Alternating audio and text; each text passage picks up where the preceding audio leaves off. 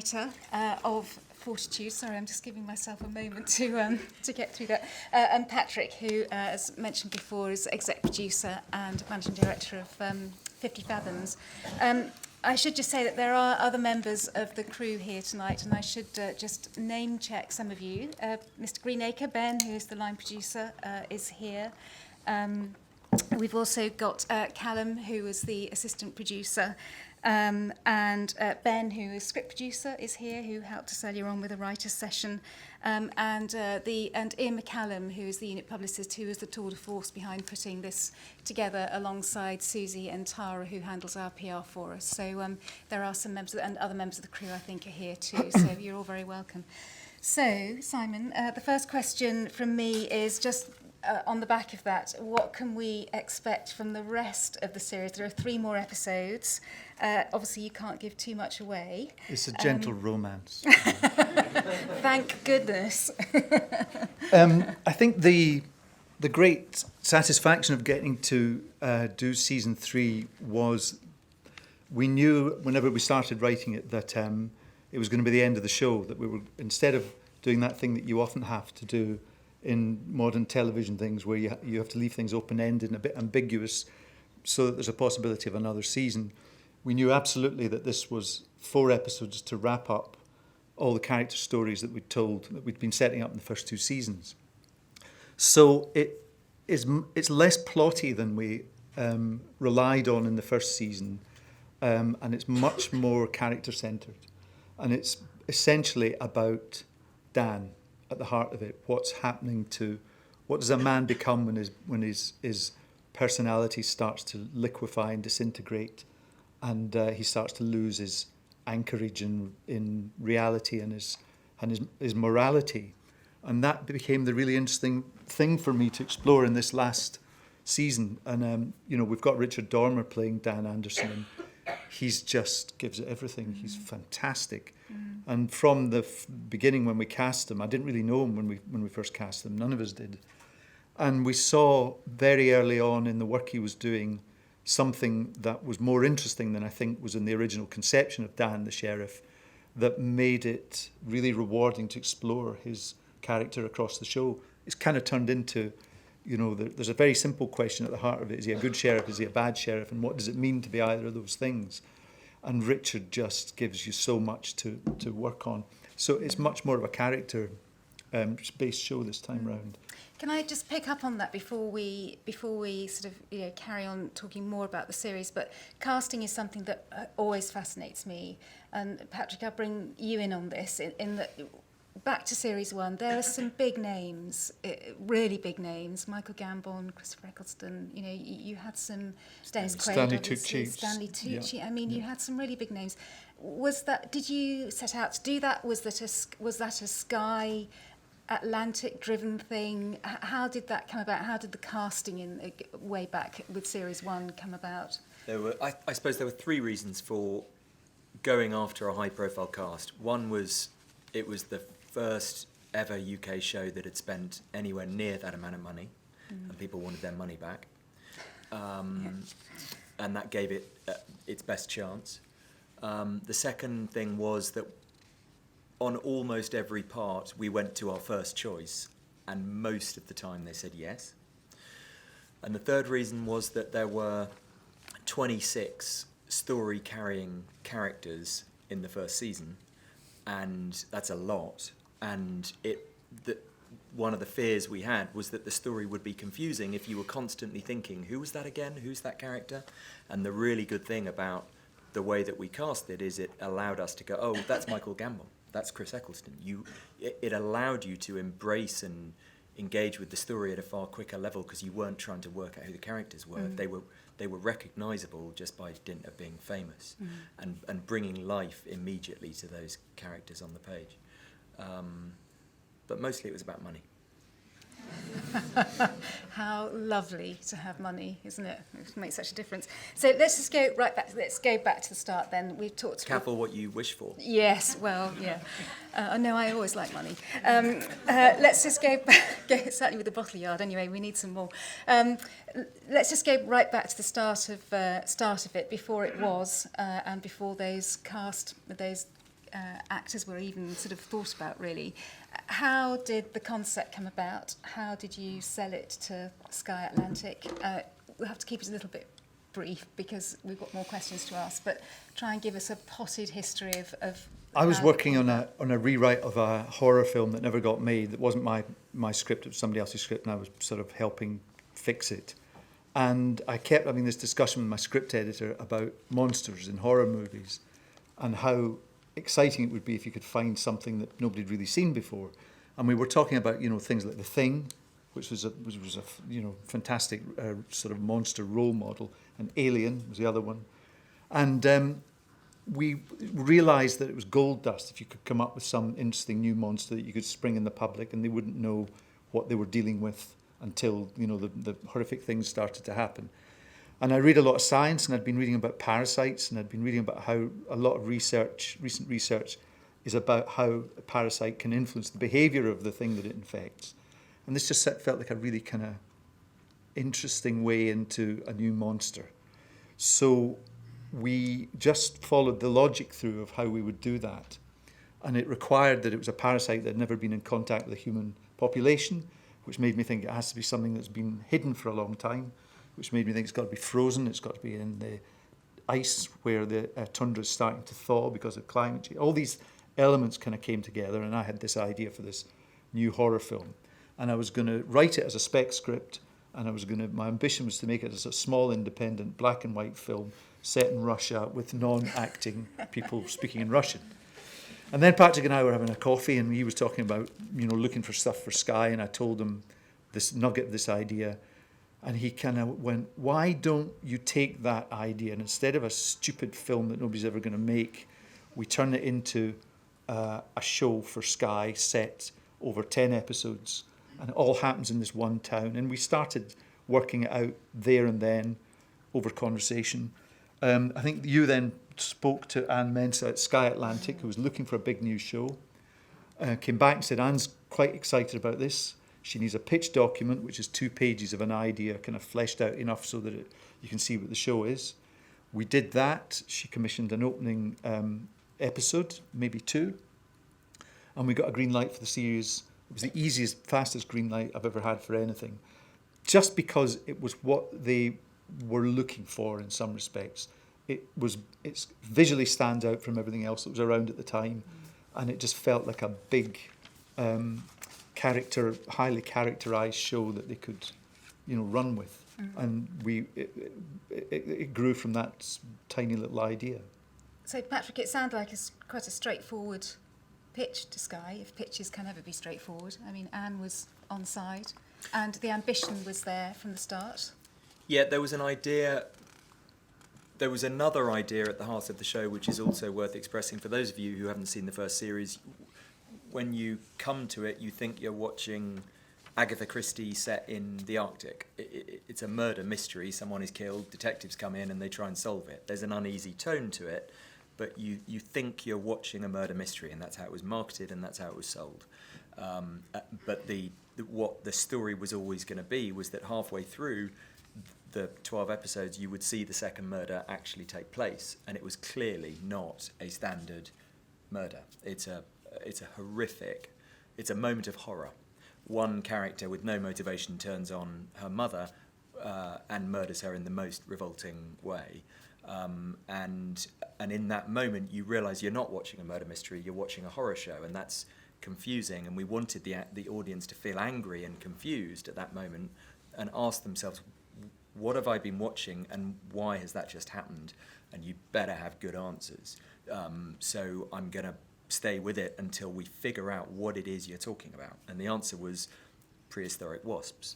And so that playing with genre in a playful way of allowing an audience to feel they're coming to one show and then realising they're watching another was a risk, and mostly it played out. There were some people that were very upset halfway through that they were watching a horror show and hadn't been told that, but mostly the audience seemed to enjoy that playfulness. And it's we couldn't then play that same trick in the second season. It's been pretty firmly horror ever since. So it set out to be one one series of 10, and then Yeah. you were recommissioned. 12, yeah. 12. Yeah, and that was that was a big deal because we didn't plan it to have a second season.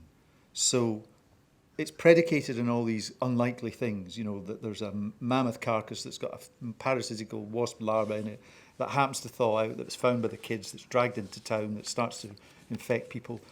And anything there goes wrong and nothing's going to happen. So it's one of these shows that's built out of very unlikely premises, all falling into place to give you the thing at the end. So the idea of season 2 of Fortitude was a bit, what do we do now? Because you can't cook that up again. You can't make this the unluckiest town in the world. You have to do something that grows out of what you did in season 1. And that took an awful lot of hard thinking to get the same sort of elements that the audience had been given to expect in season 1 in season 2, but without bringing in a new monster because that would just have been too coincidental and ridiculous. So that was quite hard work. And then you had series 3 in mind when you were doing series 2? I mean, was series 3 was sort of out there, that was going to happen? Yeah. You knew that? But then series 3 was fewer episodes than originally We planned. knew that we were coming to an end. I mean, there are, as Simon said, there are only so many stories you can tell in that small town with that tone.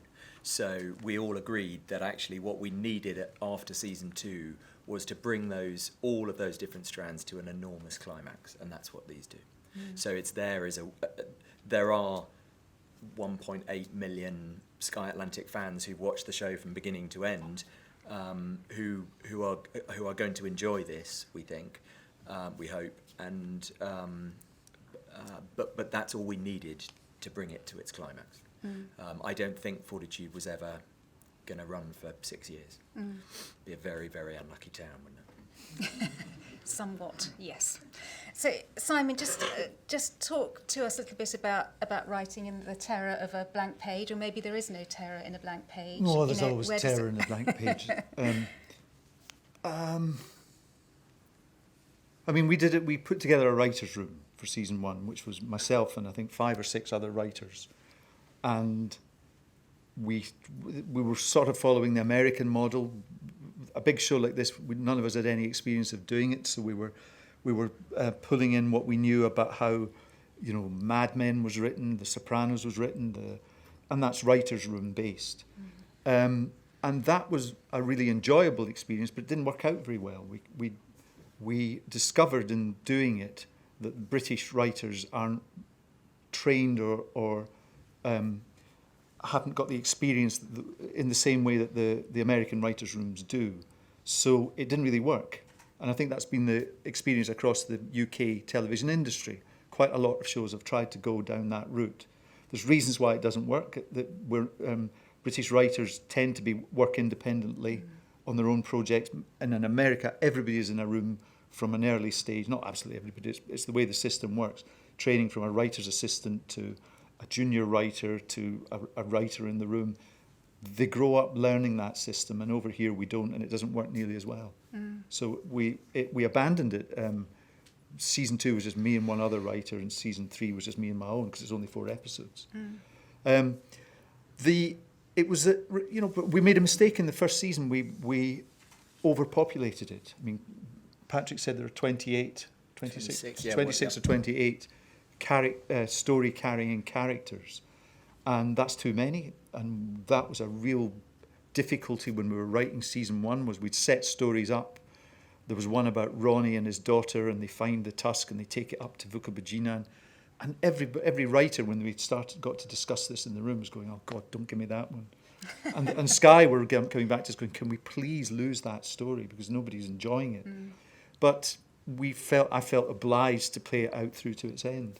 And we had too many elements like that in the first season. Second season is tighter, and the third one is streamlined and economic and works much better. And we don't have all these extraneous adventures for B characters to go off on. So who are your sounding board or boards? Do you get stuck sometimes? Do you need to just think things through and just need somebody to I worked sound very off closely that, or? with a script editor. Ben was the Yeah. script editor in season 3, and Matt Chaplin was season 1 and 2. And that's a really, really important way to make progress. What I do is I'm cooking up partial ideas, things that I think are promising or attractive, as you know. I'm quite often looking for a set piece to aim at. I'm looking for something that spins everything around and surprises the audience. I'm looking for things to come in from left field that they've got no anticipation of. And I sit in a room with my script editor and we slog our way through ideas. His job is to attack them, not in a horrible, brutal, aggressive way, but just to challenge them. And I'll be all excited about something, and he's sitting back going, I don't know if that works, hang on, wouldn't they know already that he'd been there? And I go, oh, fabulous, shite. And we start again. And we wrestle and tussle our way through this. I generate and he interrogates, and that's kind of the way we go through it. And it's both great fun and really tiring and exhausting. And by the end, we've done it for 2 seasons, and the end of it, we'd had enough of each other. We're good friends, but it's a very kind of aggressive. You're criticising one another day after day after day. But it's the fun period of it.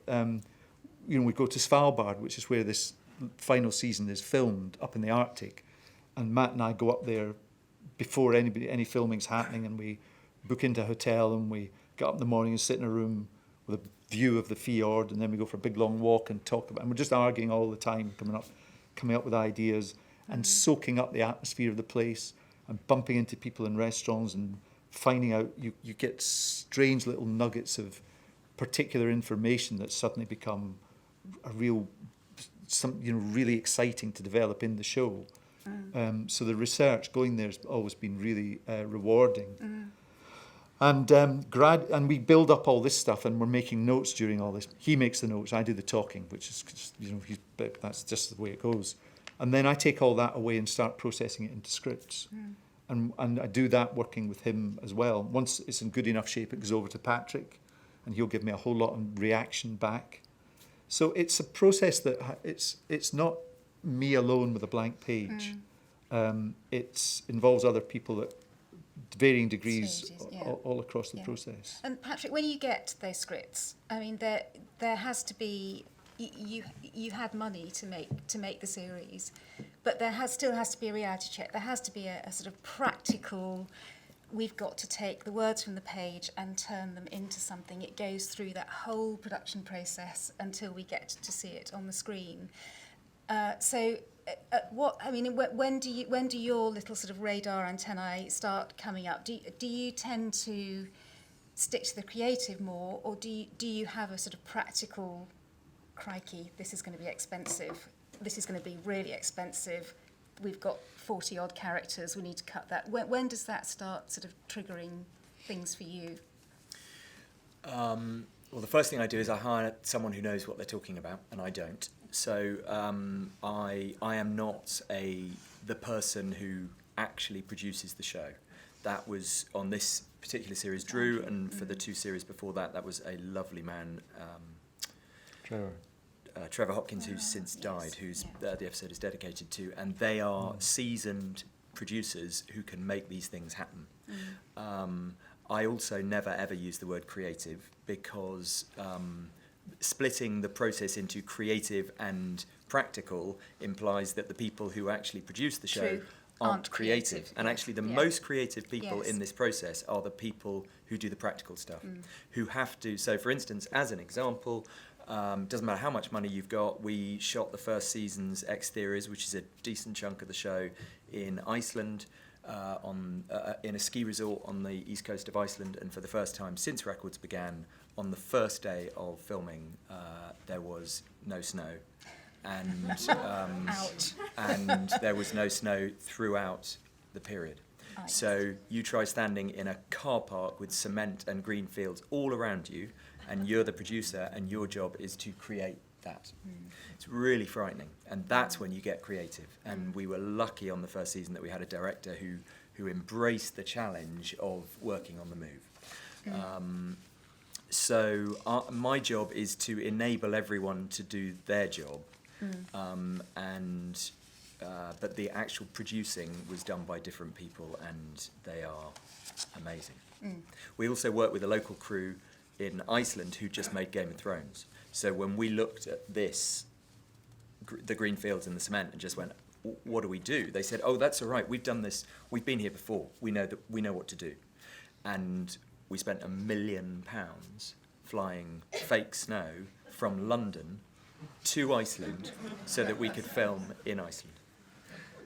We had sometimes had planes specifically flying over fake snow because we were running out on set.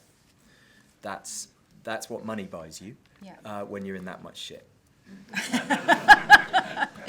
Fly over it, don't keep digging. Yeah. But at the heart of that was, and Drew had his own challenges on the third season, but at the heart of that were producers who just held their nerve and kept the camera running and kept film, even when we were filming green fields and knowing that in post we would have to lay that snow on. So a lot of, actually what you've seen here, that's all real, because the third season we didn't go to Iceland again, we went to the Arctic where you're really guaranteed to get snow. But that was frightening. Yeah, no, I bet. And filming in those conditions. That was challenging. minus 30. The opening shot there with Dan out on the snow with all that snow drifting. There's no special effects in that at all. It's exactly what it looked like. And it was between minus 25 and minus 30.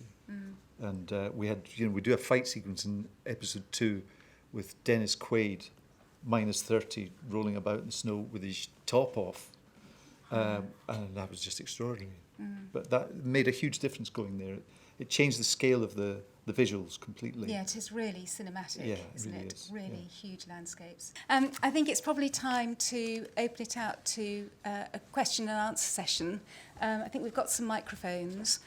We do, as I say, have other members of the production team here. Obviously, Callum, who you've just heard from.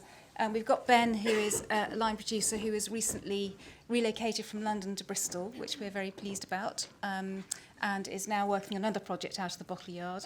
And we've got, we also have Ben here, who is the script producer. So please, do we have any questions? Let's start off. Yes, Adam. Hi, my name is Isla from the Princess Human Acting course. Hi. Oh, okay.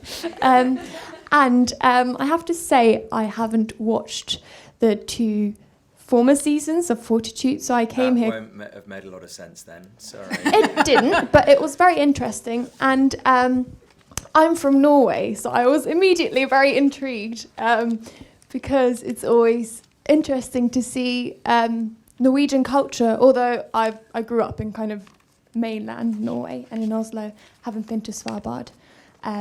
But it was interesting to see a part of that my culture being represented in like a big kind of, international production. So I guess I just want to ask you about, why you chose to put this third season in Svalbard and how you, how did you learn about the Norwegian culture and how did it inspire you and like, I don't know, it's just interesting for me to know how it's like for foreigners to put themselves Well, it's a into very that. international show because the place where we did the research and where the town is modelled on, a place called Longyearbyen, which is in Svalbard, which is a small town with 2,000 people, 3,000 polar bears around it, 2,000 people in it. And it has a small university, but it's very high-end research. They do atmospheric space research, they do Arctic geology, and it brings experts from all over the world. So you have a Norwegian police force. It's governed from Norway, but it has its own governor out there. And they're all, I mean, when we were out there, everybody speaks English, really fluently. And English devolves into the common language because of all these people that are coming from all around the world as well. So the Norwegian culture is quite, it's surrounded by an awful lot of other bits of nationality, so it doesn't come to the fore all that strongly, I don't think. We did consider having all the cops speak Norwegian when they were on their own talking to one another, and we were going to subtitle it. But it turned out that some of the actors had lied to us about being able to speak Norwegian. We could, and then Richard Dormer does it in season 1. He does, I think, 2 or 3 sentences of Norwegian phonetically, and that's it. So we didn't use... that would have been good fun, but the actors weren't able to speak Norwegian after claiming they could, some of them. So the Norwegian culture, it's not a big deal. It's not to the fore of the story. It's just they're like the cops we met when we went there, to a degree. Thank you. Another question? Hands up, very good. Over here. And then we'll... Thank you. Thank you. Hi. Sorry, I'm Guy Ashwood. I'm also on the acting diploma course at Meszaros. I just wanted to ask, what to you are the main things that you should consider in terms of creating a really good, captivating story?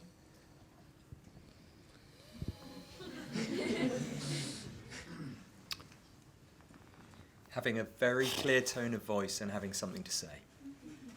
I look for things that I haven't seen. I'm always trying to find stuff that I'm not... I mean, this one of the things that appealed so much about writing this show is it doesn't settle into any genre for ages. It looks like it's a thriller in the Arctic about a murder and a police procedural and cops, and then it's got such strange stuff around it that doesn't feel like enough. And sometimes it feels supernatural. It is never supernatural, but we can go there. We can go into that world and suggest it and then explain it later. So I wanted to take an audience into different sort of genre so that they can't settle down. They can't go, it's going to turn out to be the guy who wants the money. The cops are all investigating these murders, looking for motives, looking for connections between the characters. And there are none because the thing behind it isn't human. There's no human agency underlying these murders. So that felt like a really cool idea and allowed us to play with all different genres as we made the show. And I think that's one of the distinctive things about it, that the audience are never quite sure which way, where the answers lie. It drifts from genre to genre. So I'm always looking for something distinctive. There's a lot of stuff out there, and it's quite hard now. I'm in that position at the moment. I've finished Fortitude. I'm trying to find a big idea for a big news show that I can sell to Sky Atlantic or somebody like that. And it's tough, there's space shows popping up all over the bloody place, and so that's that one going in the bin, It's busy. You've got to be inspired. Patrick, what about you? When you must get lots of scripts that cross the door of 50 Fathoms. Character. Character. I'd go back to what I first said, which is, as a writer, you have to have a very clear tone to your writing, and that's harder to achieve than it sounds. And you have to have, I think a show has to be about something more than just the plot. But I think we all watch TV where you return to the same world week after week or episode after episode for the characters. So in the end, it's all about character. It's not about story. Do you like those characters? Do you want to spend time with them? I couldn't tell you one storyline from West Wing, which happens to be an old favourite of mine, but I can talk for hours about who the characters were. And I think that's what defines most people's relationships with their favourite shows, is a relationship with the characters. And very often you read a script. Once you've read the first 10 pages of a script, if you can read dialogue from any of those characters and you can't tell which character's speaking, you already know you're in trouble. A good writer will create characters that after 10 pages you're getting to know them, you're going, oh, that's that one. Because they should talk differently and make different decisions and behave differently in interesting and surprising ways. And that's so hard to achieve. Any more questions? Oh, right down at the front here, and then we'll come to you in a second. Hi, I just wanted to ask, as I'm a film-based executive producer, and thanks. I'm a film-based executive producer, and I've been in the industry for over 10 years now, from PR to executive to producing, co-producing, and so on. And the challenge that I've had is the chicken and the egg with funding. I have a great pitch, great script, great, characterization. They want the big names, but the director wants particular people, especially when you're in the mid-range budget, 5 million and lower. And how do you still have that in television? Because we're looking to move into television out of film for a short while. And we just, it's this constant battle of, do I secure the big names first to secure the funding, but the big names want the funding in place? Do you get the funding in with the potential promise of the big names? And over the years, this has gotten harder and harder. I found it was easier a while ago, but now it's getting more and more difficult. So we have great productions, great set of actors, but they say, no, we want 3-4 cameos of, names that we know. So, and it blows our budget. It can blow our budget for a good chunk of the film, just to have, so we go from this spectacular location to narrow it down and so on. Do you have the same thing in television? There has to be someone involved in the process that has some kind of profile that will offer comfort to the buyer. Yeah. That might be that it's a book that everyone has loved. It might be that it's a director that can appear on the poster. Yeah. It might be that there's an actor in there that's going to bring an audience. More often than not in television, you need some element alongside a great script. Yeah, because in the TV series now it's the big Hollywood actors that are now doing TV shows, whereas again 10 years ago this wouldn't be a very popular decision. The big Hollywood actors wouldn't want to, but they're all moving into it now. Yeah, it's the money. It's where the So good it's work is. costing us more. Yeah, it's funny enough. It's not money because It's most not. of them can earn a fortune in films Yeah, as well. we but pay it's more where in the film, good work. so- It's where the good work is. I think. Okay. Do you want to be in a superhero film or a 10-part series that allows your character to evolve over time? Yeah. So I think a lot of them are choosing television Yeah. rather than movies. Yeah. But it's also to do with the fact that 10 years ago, television was 22 episodes a year, and that's your year booked out, and you have to sign a 7-year option, and good actors just didn't want to do that on the whole. Yeah. But now they only have to do an 10-part run, which is 4 months of the year, and they often don't have to sign options, and so now they're going, right, telly works for me. Yeah, they can have a bit of everything now. But yeah, it's a fight to the death. At the out cost there. of our sanity, but everything. Yeah. Okay, thank you, Ver. Thank you. Gentleman in the middle. From UE, filmmaking, and you said it started off with like a sort of passion project of wanting this Russian native speaking thing. Are you happy with what it's turned out to be? Because obviously through the television process you get told a lot by producers and boards that you can't do certain stuff. Would you ever want to revisit it and go back to what you initially had by having a foreign experimental short film? I've done, I think, 3 film scripts that I've got made, and I've had much, much more freedom in writing Fortitude than I had in any of those films. My experience, and I think it's fairly representative, is that you write a film script and you get producers attached to it. I wrote a film called Beautiful Creatures for Andrew MacDonald and Duncan Kenworthy with Rachel Weisz about 10 or 12 years ago, I think it was something like that. And it was murder.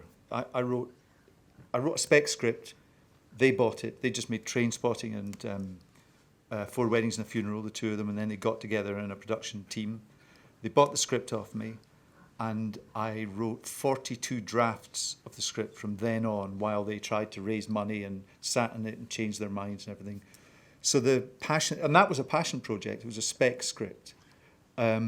In Fortitude, there are, 27 hours of drama, and I had so much more freedom across that than I did on that passion project. So I would be very reluctant to go back into film. My experience in television these days is it's so much more satisfying and so much more creatively satisfying. Patrick, can I just sort of go on from that? In terms of commissioning channels, Sky probably have more freedom than some of our terrestrial channels. Is that true to say? I mean, what was Sky like to work with compared to, Beeb and ITV? Obviously, don't say too much, or you might not get any more commissions from anybody. But how do they compare?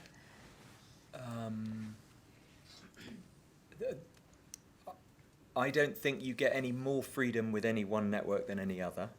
I think it entirely depends on how much the individuals involved, both on the buying side and the producing side, trust in the vision of the writer. And if there's a clear, coherent vision that everyone trusts in, you're pretty much left alone to make the show.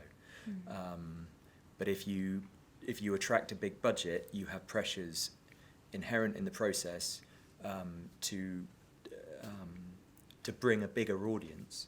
So you kind of create your own lack of freedom to a certain extent by asking to make shows that cost £3, £4, £5 million an hour. But I would say that with Sky on this four-parter, if you make a show that works on the second season, on the whole, the amount of notes, questions, involvement from a broadcaster will drop by about 90%. And on the third season, they barely came near the show. They just said, you know what you're doing, you want to wrap it up, go and do your thing. Keep your audience, go and keep them happy. But there are more notes and questions, I think, from any network on the first 10 minutes of the first episode than there are on the entire rest of the show put together. So because that's when everyone makes their decision, am I going to stick with this show or not? So that's where all the fear is and the lack of control.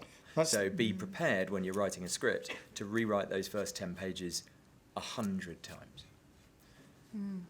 Good tip. Yeah. Any more questions? Do we have any more? We've got a gentleman up at the... Is it a gentleman at the back? Sorry, yes.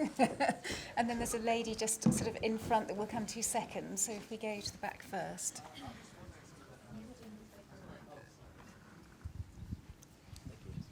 Hi, my name's Mike Bailey. I'm from the Boom Satsuma course. I was just wondering something that Patrick mentioned earlier when answering a previous question, talking about characters and the importance of characters and how that strengthens the show. When you've got multiple characters and they've got to all bounce off one another and that's got to develop slowly, what's the sort of writing process that goes in behind that, to designing how each personality bounces off and conflicts with each other? As I imagine, that's a very intricate process that probably takes many, many iterations. I was wondering if you could talk about that for a little bit. You want to hear his answer, not mine. Okay. It sounds, the truth is, it doesn't come about by planning personalities, looking for character qualities and saying, this character is going to be aggressive and unreasonable and short-tempered. This character is going to be dreamy and romantic. It's nothing like that. I've been doing it for quite a long time, so what I trust now is it's very important to find the character's name. That bizarrely takes up a disproportionate amount of time, getting the right name, like Erling Monk, who's the governor in the second season. As soon as I found that name, I could kind of feel him. He was a bit of a toad. He was a bit, corrupt and untrustworthy, and I just knew Erling Monk was going to be a piece of work. And that sounds a wee bit daft, as though the name gives you the character. It's not quite like that, because finding the right name means you've already got a bit of a ghost of this character in your imagination already. I find characters develop quite quickly once they start talking and behaving and doing things and reacting to other characters. So a character's qualities emerge fairly quickly, and they come in the writing, not in the planning stage. Sometimes you know they're going to have to do a certain job, they're going to have to perform a certain role in the plot. Those are kind of just structural, technical things that you decide. The way the character grows into a human being is quite an organic thing on as you write them. Sometimes, in the case of Fortitude, we had characters up and running while I was still writing. So the character of Dan Anderson changed very quickly when we started seeing how Richard Dormer was playing him. And that was really rewarding. He was a much more interesting version of Dan Anderson, the sheriff, than I actually had formed in my imagination. Partly because we realised, Richard said this thing to me at the read-through of the first episode. We were all sitting around a great big table in London, and nobody knew one another. And Michael Gambon was over there, and Stanley Tucci was over there, and we were all very shy and nervous of one another. And Veronica Ichijui, who played his love object in the first season, the Spanish girl Eleanor, was at the read-through, and Richard realised that this was the girl he was going to be acting opposite. And I didn't know Richard very well, but we had a break for coffee, and we were standing together. And he went, "Oh God, Simon!" I went, "What?" And he went, "That Veronica, she is way out of my league." And it was a real key into this character. He was just dreaming of this girl who was not for him, unattainable, and not he's too old, he's too small, and those shortcomings in his understanding of Dan Anderson became really important and gave me loads and it sort of fueled the whole story. This man who lacks a centre of self-belief and is always trying to prove himself to himself and be worthy of how he wants to appear in this world. So characters don't come through planning, they come through a much more organic evolution. Thanks, Simon. So one more question. It's going to be our last one because we need to give the cinema back. Hi, I'm Natasha. I'm from the Boom Satsuma Acting Diploma. And I was just wondering, when casting the characters, what did you look for in an actor? There are 5 new actors in this last season, and we had nobody in mind for any of the parts. We auditioned, and Kieran Hawkes, the director, and I sat in a audition room with a casting director in London, and she prepared. She does a breakdown of necessary elements that you want to bring into the room for the character. Like for the character of Elsa, the blonde woman who goes from 70 to early 40s or something, we wanted a really good actor that nobody would recognise, so that we could, if we've got a familiar British television actor in that role, as soon as you saw her in the wrinkly makeup at the beginning, you'd have gone, well, completely obvious she's going to be. But because Aliette had never been seen in the UK, we were looking for somebody like that, and she's fantastic. And as the show goes on, she's just wonderful. So we were casting on a meeting and a reading, and we are reacting quite straightforwardly to what we get in the room when the actors come in. There are limitations about how far you go in terms of age and certain physical attributes, I suppose. But basically, you're trying to find the person in the room, and that's how we got all these actors. None of them were names, and none of them were, carrying a lot of baggage. On the first season, that was slightly different. Yeah. You don't get Michael Gambon to come in and read for you. You get down on bended knee and ask if he wants the role. And we had a number of actors who were flirting with the idea of being in this slightly strange show, and were saying, I'm interested, but we were in a dance, and Michael happened to be the first one that said yes, and as soon as Michael said yes, all of the others signed up in a day. They all went, if he's in it, I'm going to follow. And when we told Stanley Tucci that he got to be killed by Michael Gambon in episode 10, he said, oh, I'm in. So sometimes it's you look for your actor that will allow the other cast to feel safe. We're going to have to end it there. I'm sure you will join me in saying a huge thank you to Simon and to Patrick and to the team of 50 Fathoms, both current and sort of previous team who actually put together Fortitude 3. It's been a really interesting evening. I hope you've all gleaned something from it. So please, let's say thank you. Thanks very much for coming.